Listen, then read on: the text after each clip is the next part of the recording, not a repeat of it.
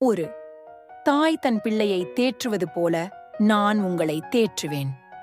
இங்கு தேவன் தனது ஜனங்களுக்கு சொல்லுகிறார், ஒரு தாய் தன் குழந்தையை அன்போடு அணைத்து ஆறுதல் அளிப்பது போல நானும் உங்களை அப்படியே ஆறுதல் அளிப்பேன் என்று. எருசலேம் எனும் நகரம் தேவனுடைய சாந்தி மற்றும் ஆறுதலின் இடமாக விளங்குகிறது. அங்கு தேவன் தமது ஜனங்களை மீண்டும் சேர்த்துக்கொண்டு அன்பிலும் சமாதானத்திலும் தேற்றுகிறார். தேவனின் அன்பு ஒரு தாயின் அன்பை விட ஆழமானது. நாம் துன்பத்திலிருந்தாலும் தேவன் நம்மை தனியாக விடமாட்டார். அவர் நம்மை தாயின் கரம் போல மென்மையாக தேற்றுகிறார்.